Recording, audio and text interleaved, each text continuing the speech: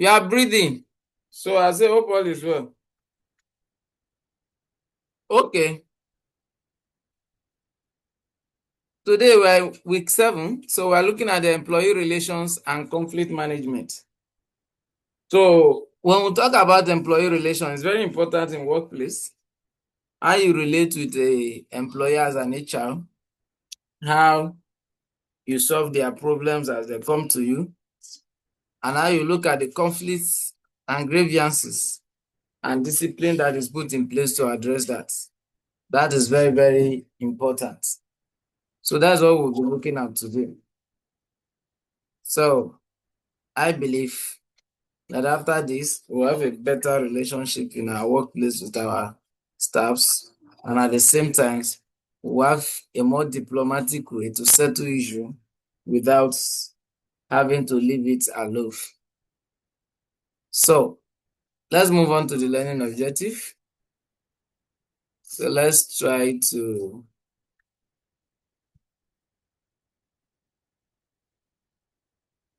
our learning objective. So we are to understand workplace conflicts, learn grievance handling processes, and then I can barely hear you. apply disciplinary procedure, then develop mediation It's a skills. bit low. Can you hear me now? I'm actually shouting here. Okay, Are I you can hear hearing? you. I'm shouting here.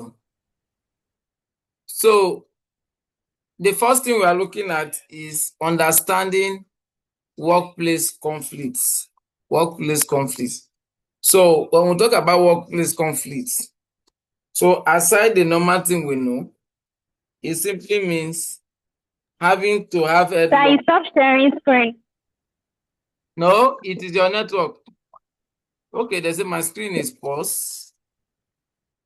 Your screen sharing is paused. Let me check what happened. Why? I didn't pause it. Okay, let me resume. Okay, it has resumed. Can you see it now? Yes. Okay.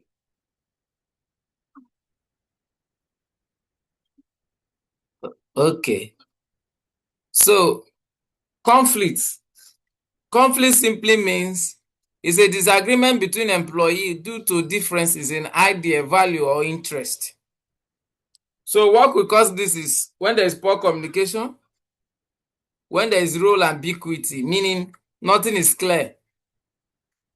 Toby, go and carry so this file.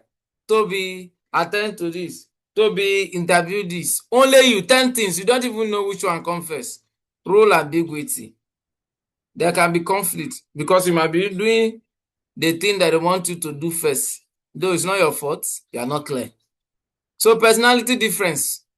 I don't like to be talked to this way. I don't like you calling me out in the public. And that is what your boss will always do. You'll be angry. So what of work pressure? Yes, Toby, I need 5 engineers tomorrow. And I need them to be on site next tomorrow. How on earth is that possible? You understand? So these are some of the things that can cause conflict in the place of work. I do hope you are hearing me, please.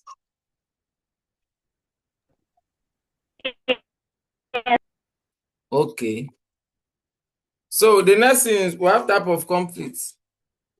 Number 1, we have tax conflict, which I've explained. I'm giving you different type of tax that you don't understand. Relationship conflicts, that is on the personal level. When your supervisor or your colleague don't understand your personality, they just throw things at you anyhow. Process conflicts, where when you're supposed to do something, process A to B, they're asking you to drop the process. So that become an issue. Then we have effective management, improve team productivity and conflicts. So these are some of the things, type of conflicts. So number 1, task conflict, relationship conflict, process conflict, These are three major. So effective management, we have to improve the team and productivity. So just take note of that. So when we say tax conflict, I've explained it. I give you different type of tax, even the one that is your role or not. I just pack it and give you. Relationship. So I don't know boundary. We just tend to do anyhow and ride on your personality and the rest. Then process. Maybe you have to screen the CV first. Just bring CV for you. I just say qualify or not qualify. Please interview the person or send the offer letter to the person.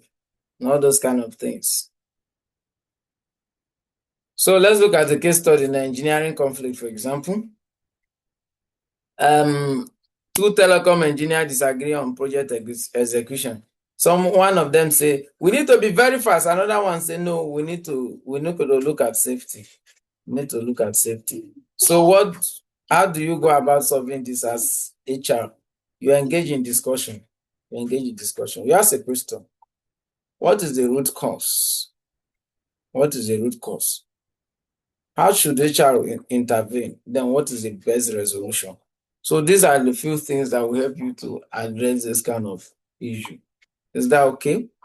So what is the root cause? You want to check. Why is this person saying we should be fast? Maybe management is putting pressure, or is even a supervisor and he want to deliver on time. Then the other person, safety, maybe just is a safety-oriented kind of individual, which is good. So you have to find a common ground for two of them so that the project can go on well.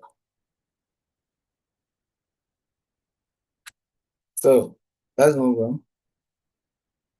So grievance handling. How do we handle grievance? So number one, grievance is a formal complaint by an employee. They walk up to you, say, Miss Toby, I want to report to you. My supervisor is having a kind of unlook or uncomfortable something. I'm not comfortable working with him anymore. He tends to like take advantage of my humility. He's trying to touch me. That kind of a things. That is grievance. Maybe the person is not happy with that attitude. So it's coming to you as an HR. What do? There are steps to it. So number one, as a person to document its complaint submission, then acknowledge that you have received it. Then on your own part, without telling the person, investigate. Once in a while, budge into the department to see, especially where two of them are in the office. You understand? Then after your investigation, you have to decide what to do. Call them to order, issue a particular disciplinary stuff. Then after you have done that, wait for a feedback. After feedback, we have to work on follow-up. So we have to follow up on the issue to ensure that that is not repeating itself again. Or either it leads to termination, whichever is fine. But ensure that you handle the grievance very, very well. Then let's look at the case study now. For example, promotion complaint. An employee claim unfair promotion. So the discussion now, what evidence should HR review? How should HR intervene? And what is the appropriate response? These are some things you look at. Okay. So now, in the organization where I work, we want to do like kind of salary review. This kind of things will come up. No, I'm in the same level with this person. Why should you get this more than me? HR, I need to know. In the first place, I will first assure you first. How do you got to know? Because salary is a private thing. So two of you will be penalized first. Then after that, I will let you know why your own is like that. So you have to have a fight or a way to always answer any form of complaint as an HR. So what about disciplinary procedures? For example, after your investigation, you find the person culprit for a particular complaint, you have to discipline the person. So you don't just jump and say somebody you are terminated, except it's a gross misconduct. For example, in a workplace, a colleague raping a lady or divulging a company money, or bullying someone to the extent of physical injury, that is gross misconduct. The person can be terminated direct. But every other ones, you have to give a verbal warning. Hey, Mr. JJ, come here. Anytime this thing happen again, we will not take it lightly with you. It happen again, you write via email. Mr. JJ, this is to inform me that this is happening for the second time. And kindly be warned that if it happen again, you will face a disciplinary measure. It happen again, you will write to Mr. JJ again and call him to order before the management and disciplinary committee. That sounds as a final warning. After that is done, as he's finishing the hearing, you are sending the person on suspension. So after suspension and that thing still continue, you are terminating the person. Just ensure fairness and documentation of every process, so that when they come to investigate, or maybe probably the person think is right, or he has somebody in the industry court and want to report you, what do? You bring out all your facts. Let's look at this case study. Repeated lateness. Employee frequently arrive late despite warning. What do? What steps should HR take next? What documentation is required, and when is termination justified? So the first thing is the step we just check verbal warning. Then you give a written warning. From there, final warning. You suspend the person before you can terminate the person. That is what to do. Now, what is mediation skill? In terms of conflict management and employee relation, mediation skill is very, very important. So number one skill an HR should have is active listening. That is why every HR person must be a patient person. It must be someone that tolerates people. So that is why we say HR are people-centric staff, people-centric professionals, people that love others. And HR has to be a neutralist, or at the neutrality stage, meaning that as Toby is, nobody is your friend in your place of work and everybody is your friend. What does that mean? A day that your best friend conflicts the company rules, you should not hesitate to apply the rule. That is why termination, suspension, hiring, firing should not be something that touches your conscience. Just ensure you apply the rule. So one of the things that CEOs look for whenever they are interviewing an HR is listening skill. After that, they will give you a scenario that what will you do if CEO asks you to terminate somebody and the person is not supposed to be terminated. You should be able to tell them that you cannot do the work. What if the CEO insists? You will tell them that you stood your ground until justice is served. The next skill there that serves well in mediation is communication skill. HR should be able to communicate. Yes, HR. For example, I was privileged to be in one of the places we are conducting interview to be. I think today you did well in your communication. How you wrap everybody, the top management that are available. So that is thumbs up for you. So communication is very, very key. Problem solving. Yes, I think I've also witnessing you doing that too. Not waiting until your boss appear before you be able to do the work. Interview time, your boss is nowhere to be found. The interviewer, the person to be interviewed is here. What should you do? Should you postpone it? How do I go about it? So you find a way around it. Emotional intelligence. Yes, know when to tell somebody sorry and know when to stand straight. I say no. Hey, manager, you have done wrong. This employee should have been communicated to first before you serve this oral warning. For that, I am rejecting it. Have a dialogue with the person. You understand? HR should be able to be firm to stand and talk like that. So when we talk about mediation processes, let's look at it. Number one, set a ground rules. Set a ground rule. Number two, hear both parties. What is the ground rule? The ground rule is that whosoever landed in this side will be suspended. Whosoever landed in this side should be pardoned. That is the ground rule. So having done that, the first process is hear both parties. Hear both sides. After you have heard them, identify the issues. What are the issues? What are the issues? Then explore solutions. I can see that two of you are of the same level. And what I can see then now is that you are not happy that this person is now a manager while you are still a supervisor. So explore solutions. What are the solutions? Sir, instead of being angry, why don't you focus on developing yourself? Get the necessary certificates, improve on your performance, and then we promote you to the same level. Instead of being angry, agree on solutions.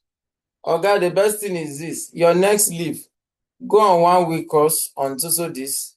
Come back. That is what the only thing that is holding you. You have agreed on solutions. Document the outcome, and that is all. The mediation processes has been complete. Yeah. Toby, let me be sure you are there with me. I'm here, sir. Okay. Thank you so much. So let's look at the case study. Team conflict. So two team members argue over workload. As an HR, the first thing is this: how should HR mediate? So Toby, with what we have shown you in the last slide, carry me through. How should HR mediate? What solution ensures fairness, and how to prevent further recurrence?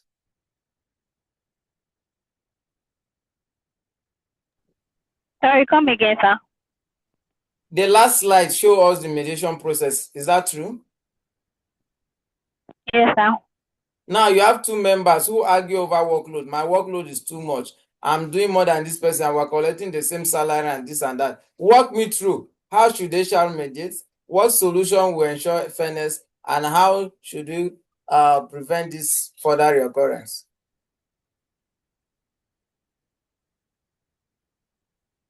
Okay, one person has One person is working more than the other, and they are in the same level. And they are in the same level. Yes. And we should communicate with them, like give them active listening, like listen to both parties very well. And once they say, okay, this is how much my own work is more than this person, how much my own work is more than this person, and we should like try to find balance between the two without being tired. Thank you. Try, but I was expecting you to be more practical. Hello? So, I was expecting you to be more practical. The first thing I expect you to do is this: call two of them, give them paper and pen, write down your daily routine and duties. Two of them. You understand? They're in the same department. Yes. They are doing the same thing. Let them write it down. From there, you will see somebody that is doing more than the other. True or false? Hello? Can you hear me? Yes, I can hear you, sir. I say after you giving them pen for them to write what they are doing every day, from there you should be able to see one person doing more than the other. True or false? Hello? That's gone up again. I think it's your network.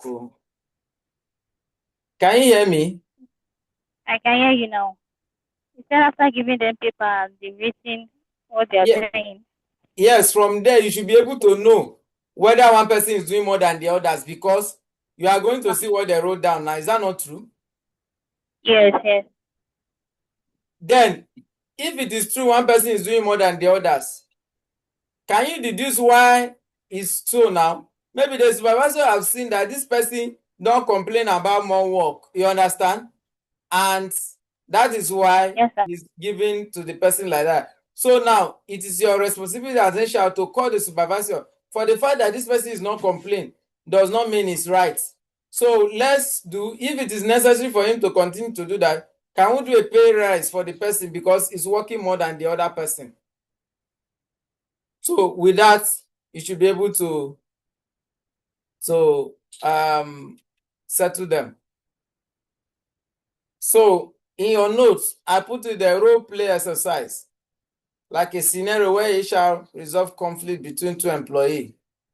So the first person is HR manager, employee A, and employee B. So this, I'm still going to leave it for you people in the group to find a convenient time and do the WhatsApp call and get back to me and record it. So your assignment is there in your notes. For the assignment. A disciplinary warning later. So I think that will be all for today. It's just a short class. It's what we know. Please, if you have any question, can you ask me, please? I don't have any questions now. If you don't have any question, can you summarize the class for me? What you have learned before we go? Okay. So what I've learned through the class, employee relation and conflict management. We first of all talk about what workplace conflict means and different types of conflict that we have. And also we talked about how to handle conflict between co-workers. Yes, how to handle conflict between co-workers. And then how to manage employee relations. So I think that's what I learned so far. And that as an HR, we should know how to handle conflict and not be biased in any action. We should also know how to communicate. Yes, I think I got that, like communication is key. So I think that's what I learned so far. Thank you so much, Oluwatobi. So I think that will be all for now. So please check the assignments. And I've not seen your last week assignments. That is very important to me. Yes, that payroll is very important to me. Make your mistake and let's correct it, please. The payroll. Yes. All right, sir. All right. That will be all for now. The record will be ready shortly on the Thank you, sir. Welcome back.